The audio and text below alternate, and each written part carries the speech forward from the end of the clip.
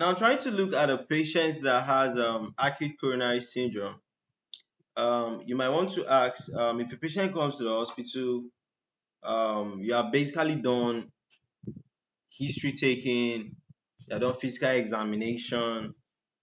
So how can you be able to still confirm that a patient has this acute coronary syndrome?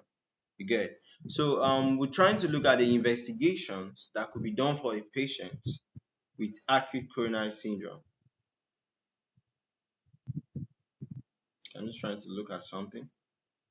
Okay, so investigations for a patient that has what acute coronary syndrome. Let's quickly look at it.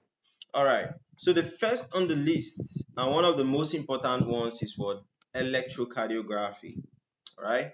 So repeated ECGs are very important as changes evolve over minutes to days. Right.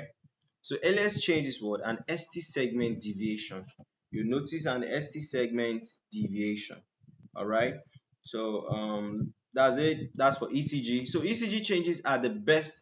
Okay, they are best seen in leads that face the infarcted area. Okay. So this is a coronary what acute coronary syndrome is due to what narrowing of the coronary artery. So you also have what plasma cardiac markers. So